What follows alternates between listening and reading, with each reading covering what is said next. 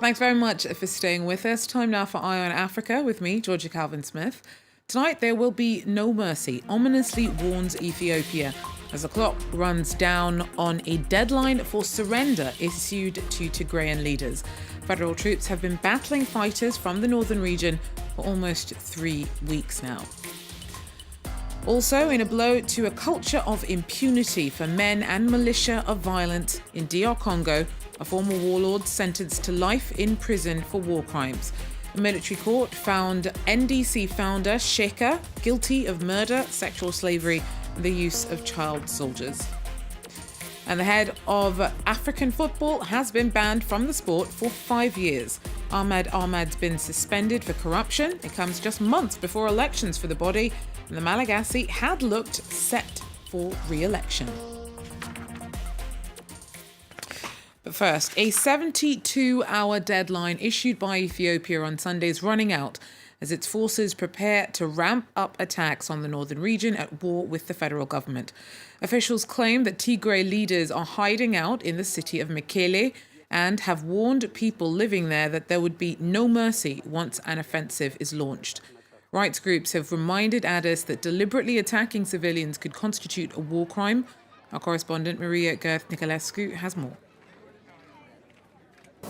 The Ethiopian Prime Minister gave Tigrayan forces 72 hours to surrender, after which he said government forces would start bombing Mekele, which is Tigray's regional capital. This attack is seen as the final phase of the government's military offensive in Tigray, which has been going on for almost 3 weeks now. It's quite unlikely that the TPLF, the Tigray People's Liberation Front, will surrender. TPLF leader Debretsion Gebremichael said that fierce fighting would continue. He says federal forces are still struggling in the southern part of Tigray, and that fighting is continuing in the north around the town of Adigrat.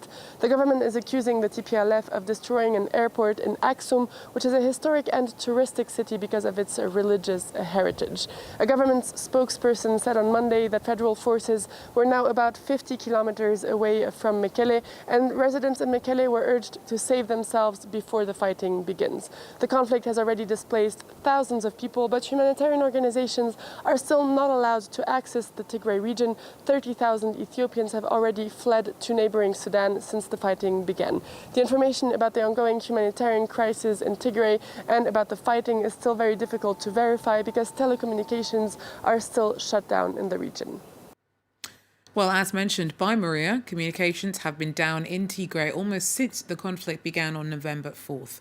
Concerns for civilians left behind and caught between the battling sides have been mounting.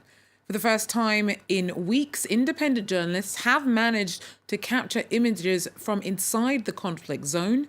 Nicolas Humera has the story. For the first time, independent journalists have been able to report from inside the conflict zone in Tigray. AFP reporters entered Humera, one of the first towns targeted by the Ethiopian army earlier this month. In this town of 30,000 people, houses have been peppered with bullet holes. Many residents were wounded. በሰዓቱኛ ውጊያ አለ ብዬ አላመንኩም ነበር። ሆኖም ግን ልክ ባልጠበቅነው ሰዓት የከበረ መሳሪያ ድምፅ የመትረየስ ጥይቶችን ሲዋጉ ሲነሳ እንዳለ ህዝቡ በረገገ እኔ ልወጣም አልቻልኩም። ያው የሆቴል ማኔጀር ስለነበርኩኝ እዛው ከቤት ነው ያሳለፍኩት ሁሉን ነገር። Humera residents regretted that the tensions between the government and the regional TPLF party escalated into a war. It has reportedly left hundreds dead across the north of the country. ማህበረሰቡ እንግዲህ እንደምታየው ከተማው በልጽጓል። ወደ መበልጸግ አቅጣጫ የሚሄድ የነበረውን ወደ እለት ጉርሶ ያለ ማግኘት ደረጃ እንዲወርድ አድርጎት ያለ ትክክለኛ ለሆነ የጦርነት መፍትሄ በመወሰዱ ነው። ስለዚህ Analysts are concerned that the government is swiftly bringing in administrators from the neighboring Amhara region. For decades, there have been disputes over land between Tigrayans and Amharas, and there are fears this move could inflame ethnic tensions. Well, Burkina Faso's incumbent leader has pulled ahead in the initial count from Sunday's presidential vote. Roch Kabore was leading out in the 12 of 360 districts that were announced Monday afternoon. Now, his nearest rival is opposition leader Zephirin Diabre.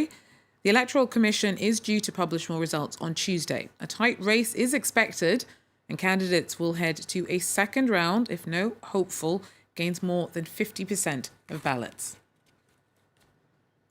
And in Kenya, statements from victims of post-electoral violence in 2007 and 8 have been taken as police reopened investigations into dozens of murders and abuses that happened at the time. About 1,300 people were killed after opposition leader Raila Odinga accused then-President Mwai Kibaki of stealing the vote. Current leader Uhuru Kenyatta and his number 2, William Ruto, were amongst those charged by the International Criminal Court in connection to the bloodshed. The cases against them collapsed. It's not clear why more testimonies have arisen now. Mkelwa Shachwayu has more.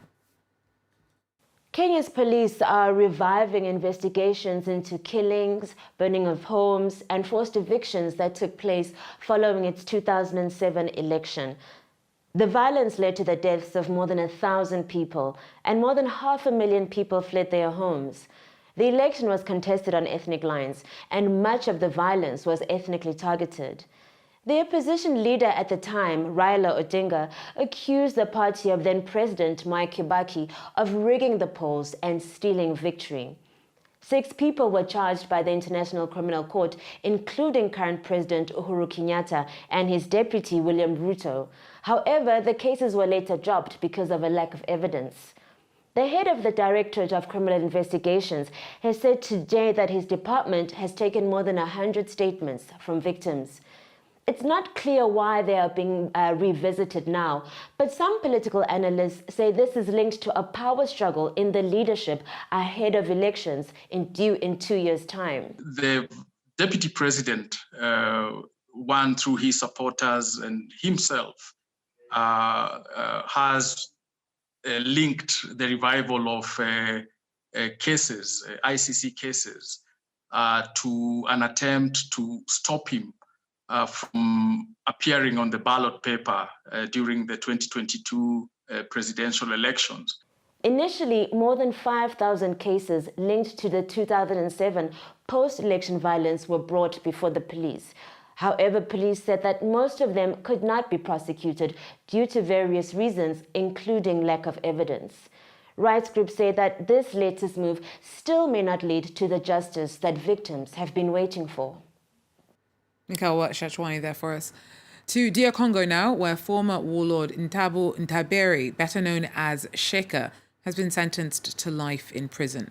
He was the founder and commander of the Nduma Defense of Congo militia, or the NDC. A military court in Goma found him guilty of war crimes committed in North Kivu between 2010 and 2014. The trial lasted 2 years, and human rights groups have welcomed the eventual ruling, saying that it sends a resounding message to war criminals. Our correspondents Clément Bonnereau and Justin Kabumba report. It took almost 2 years of hearings, 337 identified victims, and thousands of pages of evidence to convince Congolese judges. Sheka has been convicted of war crimes, including murder, sexual slavery, child recruitment, and pillaging. His wingman, Lyonceau, was also convicted of rape as a crime against humanity. Both were sentenced to life in prison. One of the lawyers for the victims said the verdict is a step in the right direction. La Cour vient de lancer un message fort de lutte contre l'impunité. Et pour nous, c'est un grand événement. Et surtout pour les victimes qui vont vraiment faire un ouf de soulagement. The sentence handed down by judges relate to crimes committed between 2010 and 2014. Sheka was then the commander of the Nduma Defense of Congo, the NDC, a militia active in North Kivu. One attack in particular caught the attention of investigators, the rape of at least 387 women, men and children in the space of 4 days in the village of Luvungi in 2010. Despite the evidence, Sheka has always claimed his innocence. Ça me fait mal parce que j'avais plaidé non coupable. Ça veut dire que j'avais la certitude que à notre disposition, il y avait toutes les bonnes raisons de droit pour que tous soient acquittés. The UN and several human rights groups have hailed the verdict, pointing out that this was a complicated trial with many unprecedented security measures being implemented to protect victims and witnesses. They also say it's a victory against impunity, even though many questions remain unresolved, including the issue of reparations for victims. Clément Bonnereau there for us. Now, the chief of the Confederation of African Football has been banned from the game for 5 years. FIFA's ethics committee found that Ahmad Ahmad was guilty of offering and taking bribes. His exit means that there will now be a scramble for power to head CAF, as elections are just months away. Selena Sykes tells us more. A new era is on the horizon for African football as Ahmad Ahmad's reign comes to an abrupt end. The president of the Confederation of African Football has been banned by FIFA for 5 years after an ethics investigation found him guilty of corruption.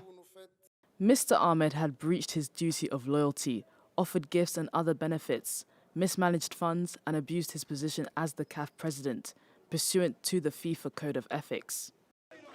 The 60-year-old from Madagascar has been fined €185,000 for misappropriation of funds, including a pilgrimage to Mecca and his involvement with the sports equipment company Tactical Steel.